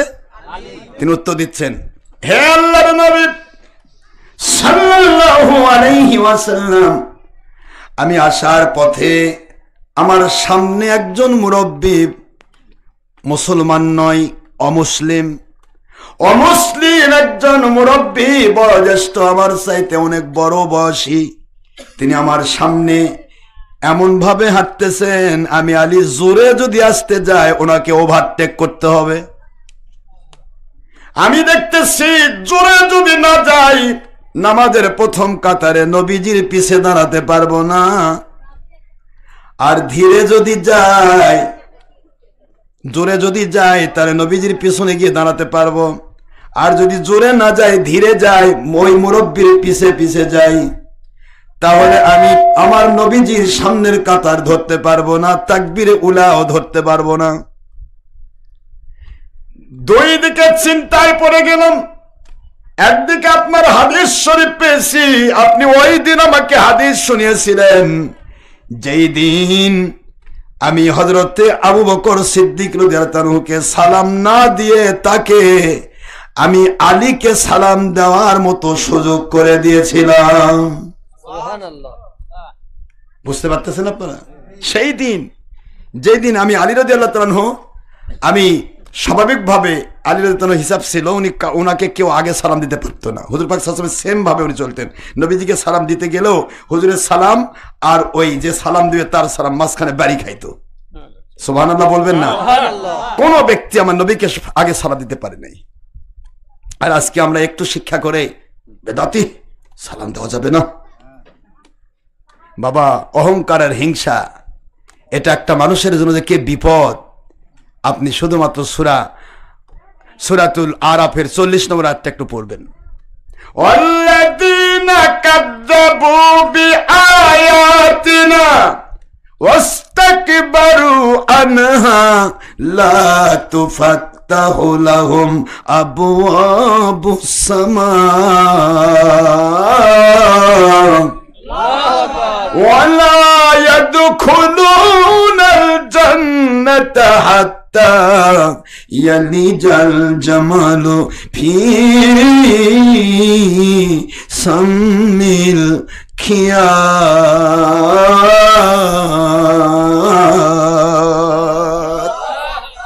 কোরআন শরীফের সূরাতুল আরাফ খোলেন 40 নম্বর আয়াত। ইন্নাল্লাযীনা কাযযাবু বিআয়াতিনা, সুবহানাল্লাহ বলেন। সুবহানাল্লাহ।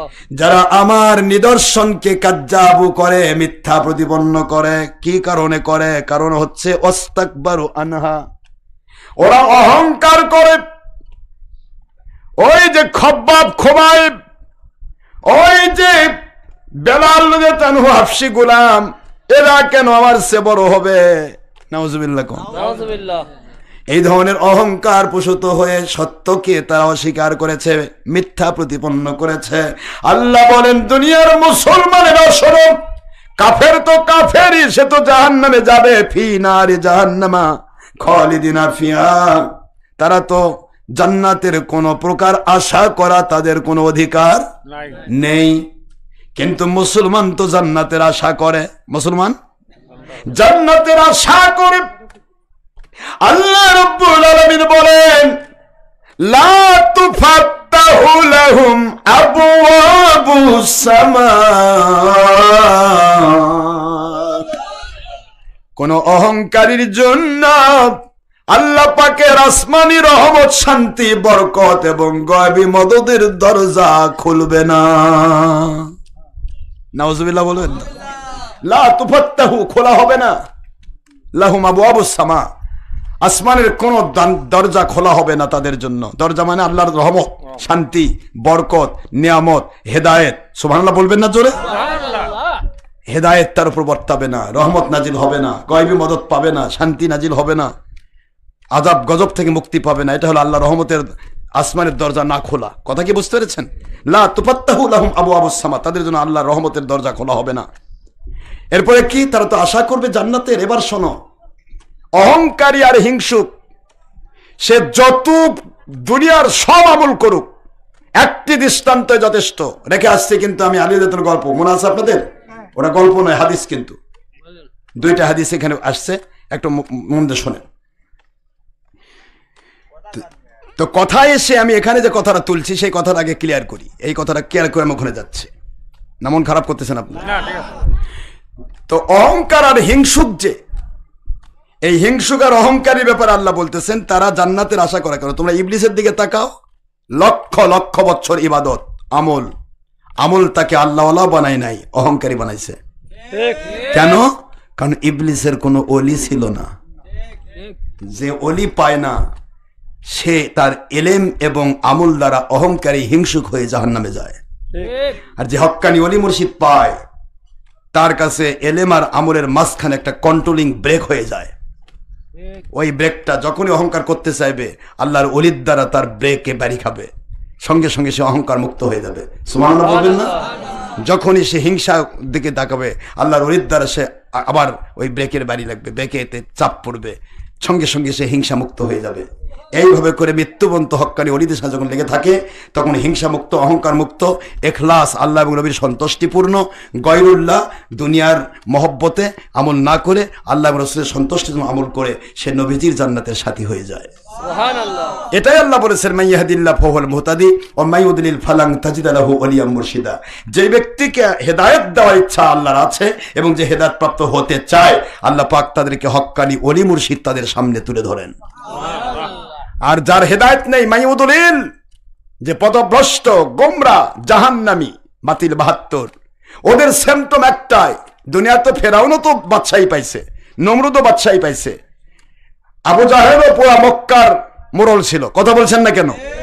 কিন্তু আল্লাহ পাক রব্বুল আলামিন বলছেন যে ওদের জন্য আমি আল্লাহ পাক ঘোষণা দিয়ে রাখলাম, দুনিয়াবাসী ভালো করে শুনে নাও, যেই মানুষগুলি এই পৃথিবীতে অহংকারী হবে, হিংসুক হবে, এই হিংসুকের জন্য যে আল্লাহর রহমতের দরজা খোলা হবে না তার একটা প্রধান সিম্পটম।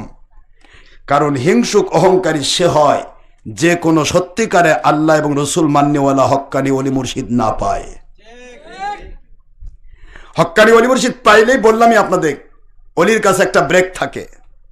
আমার মুরিদ অহংকারী হয়ে যাচ্ছে, আস্তে করে চাপ দিবে ব্রেকে, সঙ্গে সঙ্গে মুরিদ অহংকার থেকে মুক্ত হয়ে ফিরে আসতে বাধ্য হবে। এই আমার মুরিদ কি কার উপর জুলুম করছে? তুমি কি স্ত্রীর উপর জুলুম করছো? স্ত্রীর উপর জুলুম করতে পারবে না। আমার মুরিদ মহিলা তোমার স্বামীর উপর জুলুম করতে পারবে না। আমার মুরিদ ছেলে তোমার বাবার সাথে জুলুম করতে, মায়ের সাথে জুলুম করতে পারবে না। আমার মুরিদ বাবা সন্তানের প্রতি জুলুম করতে পারবে না। কথা বলছেন না কেন জোরে? আমার মুরিদ হিংসুক হতে পারবে না, আমার মুরিদ অহংকারী হতে পারবে না, আমার মুরিদ বেনামাজি হতে পারবে না, আমার মুরিদ বেরোজাদার হতে পারবে না, আমার মুরিদ হজ না করে থাকবে না। কথা বলছেন না কেন জোরে? আমার মুরিদ ইনফাক ফি সাবিলিল্লাহ থাকবে, বায়াত ফি সাবিলিল্লাহ থাকবে, দাওয়াত ফি সাবিলিল্লাহ থাকবে, এবং ইমাম মাহদির নেতৃত্বেও যদি হয় খেলাফত আলা মিনহাজের নবুয়তের পক্ষে থাকবে। সুবহানাল্লাহ বলেন। এইভাবে হক্কানি ওলিগণ প্রতিটা মুরিদকে কন্ট্রোলিং ব্রেকের আওতাভুক্ত করেন। এই জন্য আল্লাহ বলেন মাইয়াহদিল্লাহু ফাহুয়াল মুহতাদি ওয়া মাইয়ুদলিল ফালান তাজিদ লাহু ওয়ালিয়াম মুরশিদা।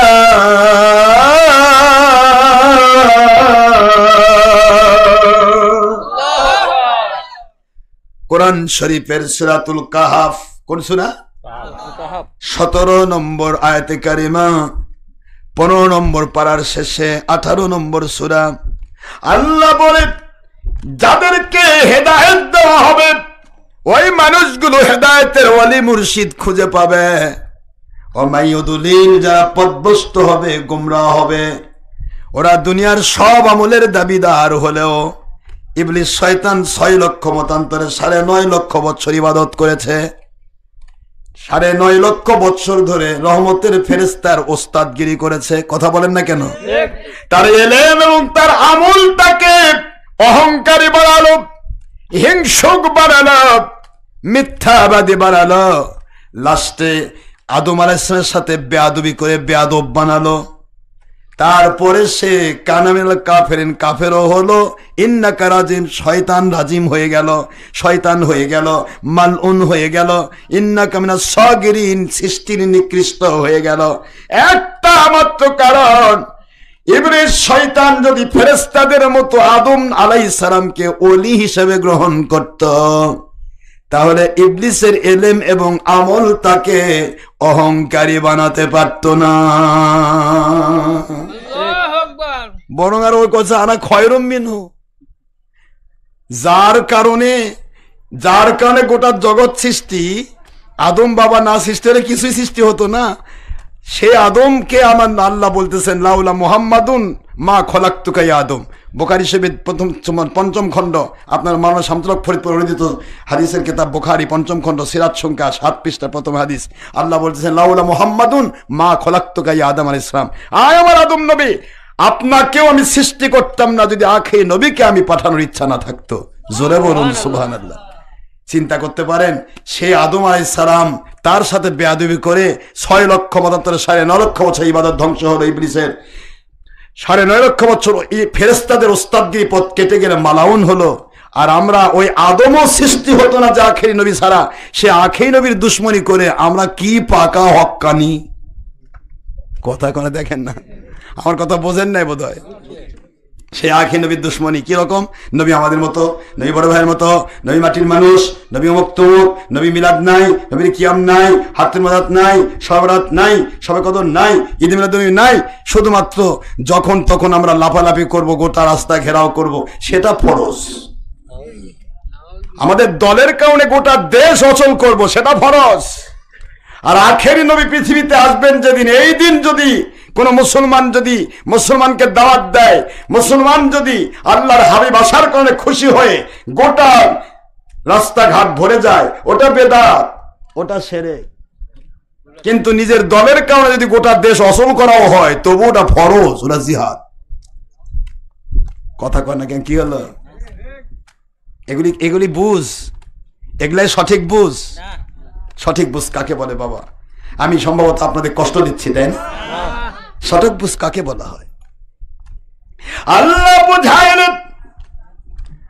আসমান জমিন সম্পূর্ণ আমল যদি হয়, আয়াতে কারিমায় চলে যায়, পরে আবার আপনারা ভুল বুঝবেন। লা ইয়াদখুলুনাল জান্নাতা হাত্তা ইয়ালিজাল জামালু ফি, বলেন, ফি সাম্মিল খিয়াত।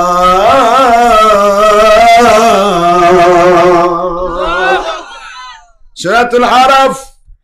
আল্লাহ বললেন অহংকারী এবং হিংসুককে বেয়াদব বানানো হয়, বেয়াদব রহমত থেকে বঞ্চিত হয়ে ইবলিস যেমন ইবলিস হয়েছে, তার জিন্দগিটা অচল হয়ে যায়। ওই মানুষ দুনিয়ার সব আমল যদি করে, ওর জন্য জান্নাতে ঢোকা ততটা অসম্ভব। দেখেন আল্লাহর কথা কি, জান্নাতে ঢোকা ততটা অসম্ভব। কতটা? হাত্তা ইয়ালিজাল জামালু ফি সাম্মিল খিয়াত। মা বোনেরা যে সুই দিয়া কাপড় সেলাই করে, দেখছেন আপনারা? সোনামুখী সুই। সেদিন আমার হুজ্জাতুল্লাহ আমার কাছে এসে বলছে, আব্বু এই সুইয়ের মধ্যে সুতা ঢুকতেছে না, কেউ ঢোকান পারতেছে না, মানে সুইয়ের পাশা সুতার চেয়েও চিকুন। এখন আমি চিন্তা করলাম কি সুইয়ের, চশমাটা খুললাম, চশমা তো পড়া লাগে, চশমা খুলে এবারে ওই সুতার মুখটা আগে আরো একটু সুসা করে, সুসা দেখেন, সুসা করে তারপরে সুতার মধ্যে আপনার সুচের মধ্যে অনেক কষ্টে, সুতার সে সুচের ছিদ্রই ছোট, অনেক কষ্টে পেলে পেলে ঢুকালাম। ঢুকে পার্কে দেখ বললাম, তো বলছে আব্বু সবারই সবার সাথে না আপনার চোখই ভালো। তাকে আমার চোখ তো ভালোই বাবা, আমার আল্লাহ ভালো করে দিয়েছে। তো ছোট্ট একটা সূচ, সেই সূচের পাশাটা কত ছোট, সূচায় ঢোকে না। আর আল্লাহ পাকের কি দৃষ্টান্ত! Example is better than good advice. अक्लमंद और समझदार के लिए सारा काफी है, जगह लगा के लिए दुनिया नहीं है, या इबरत की चाहे तमाशा नहीं है।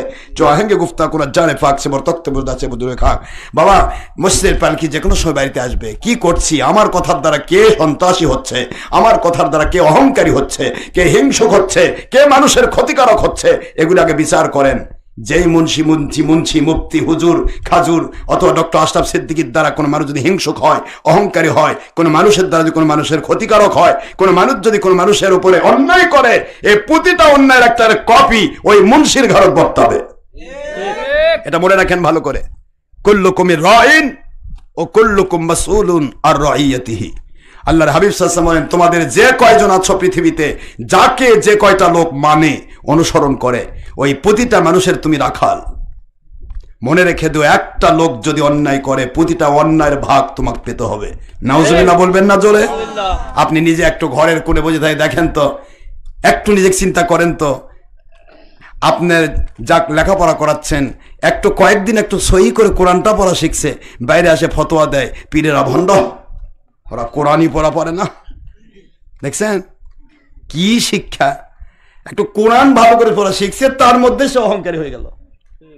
শয়তান তো বলতে কান দেয়ার কয়, আল্লাহ আমি তো আর ভণ্ড কইনি, আমি খালি বলেছিলাম আমি আদমের চেয়ে উত্তম, আনা খয়রুম মিনহু, আমি আদমের চেয়ে উত্তম। এইটুকুর কারণে আমার 6 লক্ষ মতান্তরে 9 লক্ষ বছর এইভাবে ধ্বংস হলো, আমার ফেরেশতা কুলের শিক্ষকতা বাতিল হলো, আমি রজিম হয়ে গেলাম, শয়তান হয়ে গেলাম। আর এটা তো সরাসরি একজন আল্লাহর ওলিকে ভণ্ড করছে। এটা কি? আল্লাহ কয় ও তোর সাথে জাহান্নামী। লামান তাবিআকা মিনহুম লা আমলা আন্না জাহান্নামা মিনকুম আজমাইন। সূরাতুল আরাফের 18 নম্বর আয়াতে পাবেন আপনারা, 7 নম্বর সূরা 8 নম্বর পারা। আল্লাহ পাক বলেন, ইবলিস রে, তোর আমলের সাথে যাদের আমল মিলে যাবে, তোর অহংকার, তোর হিংসা, তোর মিথ্যাচার, তোর জুলুম এবং বেয়াদবি, এগুলি যদি কোনো হুজুরের, খাজুরের, কোনো আলেমের, কোনো মৌলবীর, কোনো মুন্সির, কোনো পীর সাহেবের যদি মিলে যায়, মনে রেখে দেশ ওরা জান্নাতে যেতে পারবে না, ওরা তোর সাথে জাহান্নামে একসাথে আমি জাহান্নাম পূর্ণ করব। নাউজুবিল্লাহ বলবেন না জোরে? এই জন্যই মন দিয়ে শুনবেন, কথাগুলি বুঝতে অসুবিধা হচ্ছে আপনাদের? আলীর কি হলো? হ্যাঁ মানে আলী রসিলেন্দ্রা আব্বা যাচ্ছি তো, হয়েছে, এই শেষ করে দেবো। কষ্ট হচ্ছে আপনাদের? দেখুন আপনারা খেয়াল করুন, এই কথাটা আমি শেষ করে দেই। আয়াতে কারিমা শেষ হয় নাই, আরেকটা আয়াত পড়েছিলাম সূরা কাহাফের 17, মনে আছে আপনাদের? ওর পুরো অর্থ হয় না, অর্থটা করে দেওয়া লাগবে। এখানে অর্থটা এইটা যে সুসের ছিদ্র দিয়া, যে সূচের পিছন দিয়ে সুতা ঢুকতে চায় না, ওই সূচের ছিদ্র পথ দিয়া যদি বিশাল দেহি একটা উট ঢোকা যেরকম অসম্ভব, উট বিশাল দেহি উট প্রবেশ করা যেমন অসম্ভব, অহংকারী হিংসুক তার আমল দিয়ে জান্নাতে যাওয়া তার চাইতেও বেশি অসম্ভব। সূরাতুল আরাফ খুলে দেখুন আপনারা, 40 নম্বর আয়াত শরীফ, মনে রাখবেন এটা। তাহলে অহংকারী হওয়া যাবে বাবা? তাহলে আজকে আমরা কি পড়তেছি, কি পড়াচ্ছি? কয়েকদিন একটু কোরআন শিখে ও বেদাতি সালাম দেওয়া যাবে না, ওই কি জানে, বাপরে কি শিখছে রে, যে শিক্ষা তোকে ইবলিস বানায় দেয়, তা তোর শিক্ষার দাম কি? এগুলা করে তো এই যে তৌহিদ জনতা নাম করে মানুষের উপর ক্ষতি করতেছে। কথা বলছেন না কেন? এগুলাই অহংকারী হিংসুক। কোন আলেম যদি অহংকারী হয়, হিংসুক হয়, সে শয়তানের চেয়ে নিচে চলে যায়। আর কোন আলেম যদি হিংসা মুক্ত, অহংকার মুক্ত, আল্লাহ রাসূলের সন্তুষ্টিপূর্ণ নামাজ রোজা হজ যাকাত কমপ্লিট করে, ফরজ ওয়াজিব সুন্নাত মুস্তাহাব আমল করে, হারাম হালাল তমিজ করে তাকওয়ার ভিত্তিতে চলে, ওই আলেম আর আলেম থাকে না, ফেরেশতা কুলের ঊর্ধ্বে স্থান পেয়ে আল্লাহর ওলির মাকাম পেয়ে যায়। সুবহানাল্লাহ। বুঝতে পেরেছেন বাবারা আমার? এই হলো অহংকারের হিংসুকের গোষ্ঠী। যতদিন যাবে তত অহংকারী হবে, হিংসুক হবে। 1.5 টাকার পড়া পরে ভাববে আমি কি আর শিখে ফেলেছি, পাগল হয়ে যাবে। শয়তান খালি নাচে আর কয়, আল্লাহ দেখছেন আমার কত সৈনিক। কথা করে দেখেন না, শয়তানের নাচে আর কয়, দেখছেন আল্লাহ আমার কত সৈনিক। আল্লাহ বললেন, এই জন্য যাদেরকে আমি হেদায়েত দিয়ে ধন্য করতে চাই, রহমত বরকত দিতে চাই, ওই মানুষগুলি শুধু বেয়াদব যদি না হয়, আদবওয়ালা হয়, আমি আল্লাহ দয়া করে তাদের সামনে হক্কানি ওলি মুর্শিদ আমি সাপ্লাই দেই। وَمَن يُضْلِلْ فَلَن تَجِدَ لَهُ وَلِيًّا مُرْشِدًا।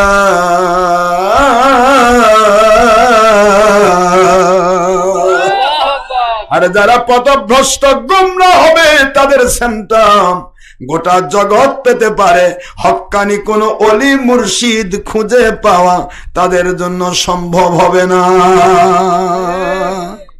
নাউজুবিল্লাহ বলেন।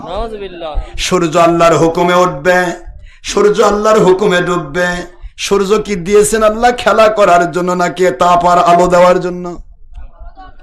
না, রাগ করছেন কথা কোন আগে খুয়া। সূর্যদের দিছে তাপ দেওয়া, আলো দেওয়ার জন্য নাকি খেলা করার জন্য? তাহলে সূর্য আল্লাহর হুকুমে ওঠে, আল্লাহর হুকুমে ডোবে। ওই সূর্য যে ব্যক্তির কপালে জুটবে, ওর ভিটামিন ডির অভাব হবে না। তার শরীরে হাড়গুলি ক্ষয় হবে না, তার শরীরের সমস্ত ক্যালসিয়ামগুলির লেভেল ঠিক থাকবে। কথা কন না? এই জন্য ক্যালসিয়াম খাইলে তার সাথে ভিটামিন ডি থাকে, ক্যালসিয়াম, সিলিকেল ডি, অমুক ডি। কথা কন না কেন? কারণ ভিটামিন ডি ক্যালসিয়ামের লেভেল কন্ট্রোল করে। ভিটামিন ডি এটা মানুষের শরীরের সমস্ত জায়গার হরমোনের লেভেলগুলি কন্ট্রোল করে। আমার মালিক বলেন, সূর্য দিলাম মানুষের শরীরকে সতেজ করার জন্য। গাছপালাগুলি সূর্যের তেজ পাবে, আলো পাবে, এরা সতেজ হবে। যেই গাছটা ইটার তলে ছিল, সূর্যের তাপ পায় নাই, এবার ওই ইটাটা খুলে দেখেন ওর অবস্থা কি? কুষ্ঠরোগী।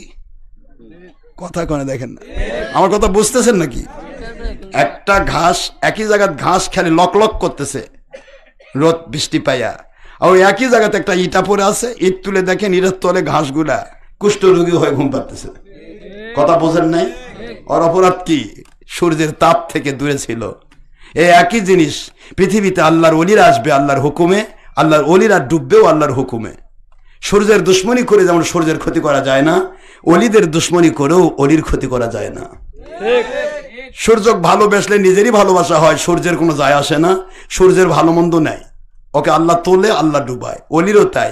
এই জন্য আল্লাহ বলেছেন, আল্লাহ সাবধান, ইন্না নিশ্চয় আউলিয়া আল্লাহ, যারা আল্লাহর ওলি হয়ে যায়, লা খৌফুন আলাইহিম, তাদের কোনো ভয় নেই, ওয়ালা হুম ইহজানুন, তাদের কোনো চিন্তা নেই। কারণ তাদেরকে দুনিয়ার মানুষ বাড়াতেও পারবে না, কমাতেও পারবে না। তারা আমি আল্লাহর কুদরতি কন্ট্রোলের ভিতরে। সুবহানাল্লাহ বলবে না জোরে? আমার ওলিরা আমার কুদরতি জুব্বার ভিতরে থাকে। সেভ যেই মাত্র একটা ইট আসবে, আমার ওলির কাছে যাওয়ার আগে আমার কুদরতি জুব্বায় লাগবে, আর কুদরতি জুব্বায় লাগা মানে আমি তার বিরুদ্ধে যুদ্ধ ঘোষণা করব। কথা বলছেন না কেন জোরে? এই কথাগুলি আল্লাহ বুঝাচ্ছেন। তো সূর্যের তাপ তেজ না নিয়ে যদি সামসিগা লুকে থাকে, তাহলে ওটাও যেমন হেদায়েত থেকে দূরে, হক্কানি ওলিয়া উলিয়ার দুশ্মনী করে সামসিকা আমার কামার লুকে থাকে, ওটাও হেদায়েত থেকে দূরে। এই কথাটা আল্লাহ বলেন, মাই উদলিল ফালাং তাজিদা লাহু ওলিয়াম মুরশিদা। অন্ধকার যুগের গোমরা পথভ্রষ্ট মানুষ যারা হবে, তারা হবে নবী রাসূলের সময় নবী রাসূলের দুশমন, নবী রাসূলের পরে ওলি নামর ওলিয়া উলিয়া আসবে তাদের দুশমন। এরা কখনো হেদায়েত পাবে না, আর হেদায়েত পাবে না বলে হক্কানি ওলি মুর্শিদের কপালে জুটবে না। এই জন্য হক্কানি ওলি মুর্শিদ খুঁজে বের করা দরকার আছে না নাই? আরো জোরে বলুন, আছে না নাই?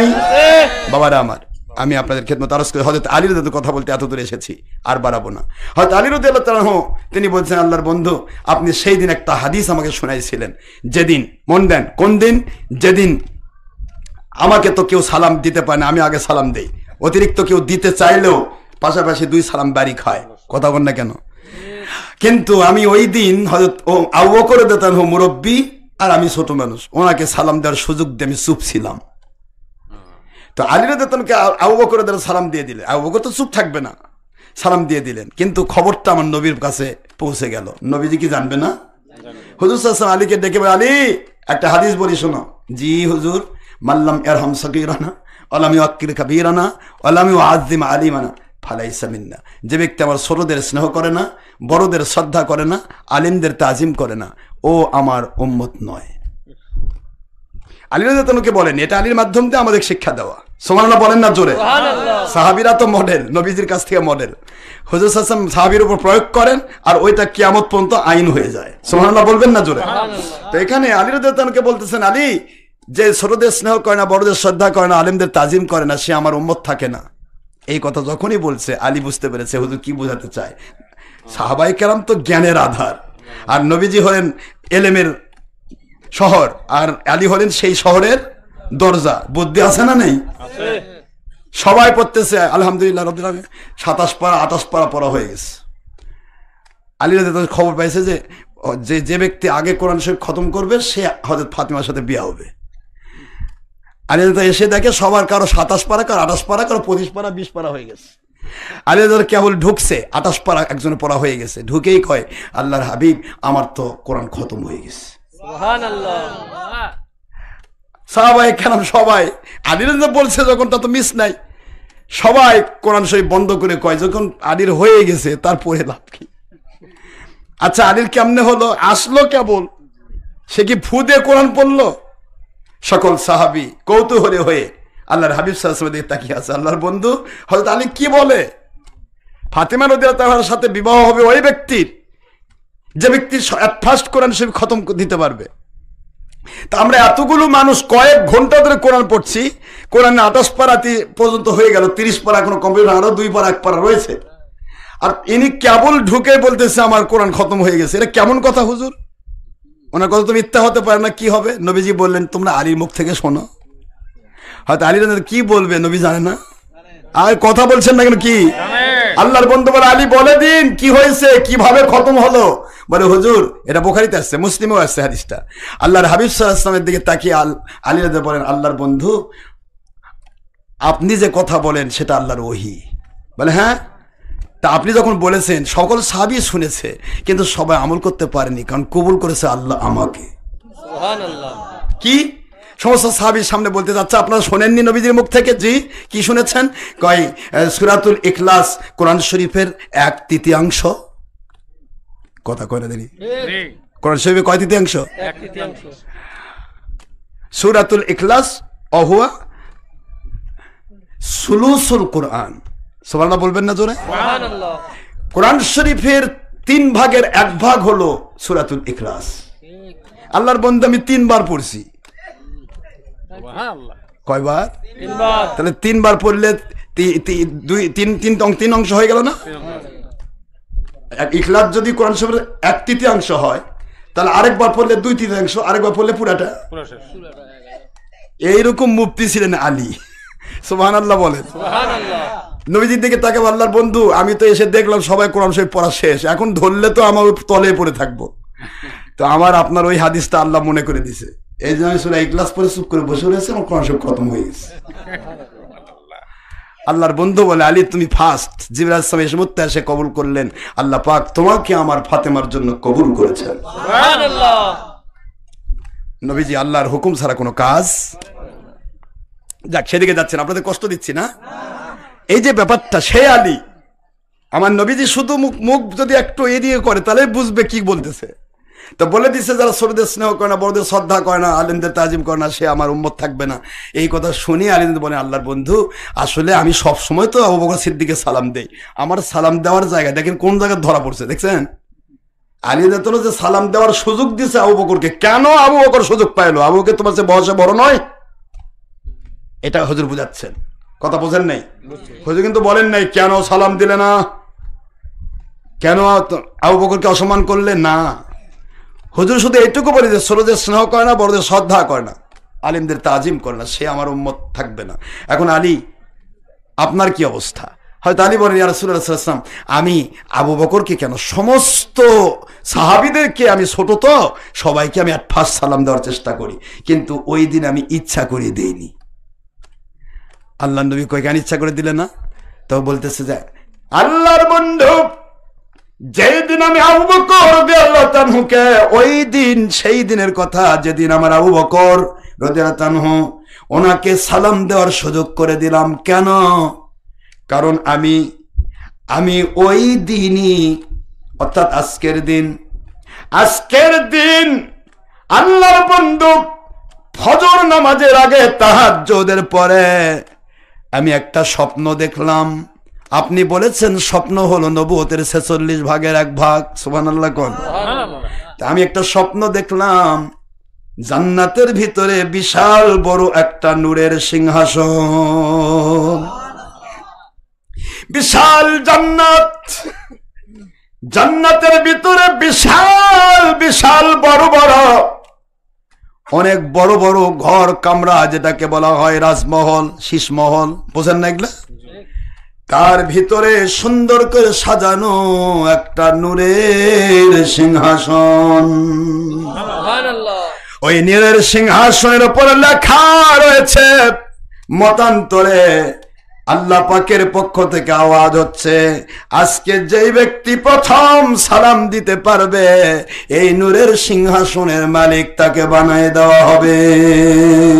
ও আল্লাহর বন্ধু, আমি তো আগেই সালাম দিতে পারতাম, আমি মনে করেছিলাম জান্নাতের ওই সুন্দর সিংহাসনটা আমার আবু বকরকেই বেশি মানাবে। আমার আবু বকর আফদালুন নাসি বাদাল আম্বিয়া আলাইহিমুস সালাম, সমস্ত নবীদের পরে শ্রেষ্ঠ মানুষ সিদ্দিক আকবর রাদিয়াল্লাহু আনহু। ওই সিদ্দিক আকবর রাদিয়াল্লাহু আনহু যদি ওই সিংহাসনে বসেন গো নবী, তাহলে বেশি মানাবে। আমি আলী ওই সিংহাসনে বসতে চাই না, আমি সিংহাসনটা আমার আবু বকরকে মালিক বানায় দিতে চাই। এই জন্য ইচ্ছে করে আমি সালাম আগে দিলাম না, যাতে উনি সালাম দিয়ে ওই সিংহাসনের মালিক হতে পারে। ও আমার যুবক তরুণ বাবারা, এখান থেকে শিখুন, নিজের চাইতে অন্য ভাইকে বেশি মর্যাদা দেওয়ার চেষ্টা, এটা হলো নবীর সাহাবীদের সাথে জান্নাতে থাকার ওসিলা। আল্লাহর বন্ধু, ওই দিন আপনি ওই হাদিস বলেছিলেন, মাল্লাম ইয়ারহাম সগীরানা। সাহাবীরা কিভাবে নবীর হাদিস মানেন দেখুন। মাল্লাম ইয়ারহাম সগীরানা ওয়ালাম ইউআক্কির কবীরানা ওয়ালাম ইউআযযিম হালিমানা ফালাইসা মিন্না। যে ব্যক্তি আমার ছোটদের স্নেহ করে না, বড়দের শ্রদ্ধা করে না, আলেমদের হক্কানি আলেম হতে হবে, আবার জালেম নয়, কথা কয় না কেন? হক্কানি আলেমকে শ্রদ্ধা করে না, আল্লাহর বন্ধু আপনি বলেছেন সে আমার উম্মত থাকবে না। ওই হাদিসটা আমার সামনে সে জিকির জারি হয়ে গেল। এই লোকটা হতে পারে অমুসলিম, কিন্তু তো আমার বয়সে বড়। আওয়াজ দেন, এই লোকটা তো অমুসলিম। মনে আছে না কি ভুলে গেছে? কোন জায়গায় গেছি মনে আছে? হ্যাঁ, রাস্তায়। নামাজে কেন দেরি হলো? কেন তিনি লাস্ট কাতারে দাঁড়ালেন মনে আছে আপনাদের? হ্যাঁ, আল্লাহর বন্ধু সাল্লাল্লাহু আলাইহি সাল্লাম বলে, আলী বর্ণনা করুন। হযরত আলী রাদিয়াল্লাহু আনহু বলেন, আল্লাহর বন্ধু আমি ওই হাদিস আমার সামনে এসে দাঁড়িয়ে গেল। চিন্তা করতে লাগলাম, যদি আমি বয়োজ্যেষ্ঠ মুরব্বীকে ওভারটেক করে যাই তাহলে নবীর হাদিসের খেলাফ হবে। আমার নবী তো এখানে বলেন নাই সেটা কাফের হবে না মুসলমান হবে, তা তো বলেন নাই। যে বড়দের শ্রদ্ধা করে না, ছোটদের স্নেহ করে না, আলিম হক্কানি আলিমকে তাজিম করে না, সে আমার উম্মতের আওতাভুক্ত থাকবে না। ও আল্লাহর বন্ধু, ভিতরে ঘুরপাক খাইতে লাগলো, কি করব? যদি ওই মুরব্বীকে ওভারটেক করি তাহলে মুরব্বীর সাথে শ্রদ্ধাবোধ থাকলো না। ওভারটেক করে গেলে আমি আপনার সাথে সামনের কাতারে দাঁড়াতে পারবো। ওভারটেক যদি না করি, উনি যত ধীরে ধীরে পা ফেলে যাচ্ছেন, ওনার পিছে পিছে যদি যায় তাহলে প্রথম কাতারও পাবো না, তাকবীরে উলাও পাওয়া সম্ভব হবে না। আমার হাদিসের দিকে খেয়াল করলাম, নামাজে তাকবীরে উলা যদি নাও পায়, প্রথম কাতারও যদি নাও পায়, নবীর পিছে নামাজ তো পাইবো। হুজুর তো বলে দিয়েছেন, জামাতের উদ্দেশ্যে যে বাড়ি থেকে বের হলো, মসজিদে গিয়ে দেখে জামাত হয়ে গেছে, আমার মালিক কৃপণ নয় রে, তাকে জামাতের সওয়াব দিয়ে বিদায় করবে। আমার বাবাজিরা, আমার মালিক খলিক রব হলো দাতা, তিনি কারিম, ঠিক না বা ঠিক?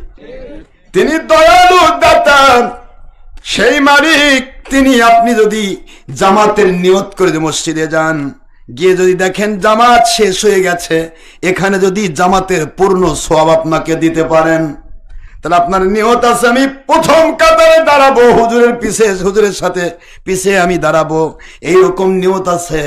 আপনি যদি নাও পান, ওই নিয়ত আমার আল্লাহ কবুল করে নেবে। হযরত আলী রাদিয়াল্লাহু আনহু বলেন, আল্লাহর বন্ধু, ও আমার আল্লাহর হাবিব সাল্লাল্লাহু আলাইহি ওয়াসাল্লাম, চিন্তা করতে লাগলাম নবীজির হাদিসকে প্রাধান্য দেব। এই জন্য ওই মুরব্বী বয়োজ্যেষ্ঠ মুসলিম সামনে হেঁটে যাচ্ছে, টুকটুক টুকটুক করে পায়ে পায়ে, আমিও তার পিছে পিছে ধীরে ধীরে হেঁটে হেঁটে ওনার প্রতি আদব দেখিয়ে বের হয়ে এসেছি। এসে দেখলাম আপনার এখনো তাকবীরে উলা হয় নাই। আল্লাহর বন্ধু বলে, আলী তোমার এই কাজটা আমার আল্লাহ এত পছন্দ করেছেন, দুজাহানের বাদশা নবীকে 3 বার তাকবীর থেকে বারণ করেছে। একটু জোরে বলতে হবে সুবহানাল্লাহ। ও বাবা, আল্লাহওয়ালা যদি হতে চান আদবওয়ালা হতে হবে। কি আলা? আদওয়ালা। আপনার বেয়াদবি দিয়ে কোনো কাফেরও যেন কষ্ট না পায়। কাফেরের জায়গায় কাফের, মনে রাখতে হবে কাফের আপনি হতে পারবেন না। আমার আল্লাহর হাবিব বলেছেন হুব্বু ফিল্লাহ ওয়াল বুগদু ফিল্লাহ। আল্লাহর জন্য কারো কাছে সাথে ভালোবাসার সম্পর্ক, আল্লাহর জন্য কারো সাথে মন খারাপ থাকবে, ওটা কাফের। আল্লাহ মানে না, এই জন্য আমার মন খারাপ, কিন্তু ওর সাথে বেয়াদবি করবো না, ওকে আমি কষ্ট দেব না এই নিয়তে। কারণ আমি এই মুহূর্তে আল্লাহওয়ালা মুসলমান, শয়তানের ধোকায় পড়ে এমন কোন আমল আমার হয়ে যেতে পারে, বেঈমান হয়ে মরে যেতে পারে। আবার ওই ব্যক্তির প্রতি আল্লাহ রহমতের দৃষ্টি দেন, সে মৃত্যুর আগে আমার মালিকের দয়া পেয়ে কলেমা পড়ে মুসলমান হয়ে জান্নাতে বসে থাকতে পারে।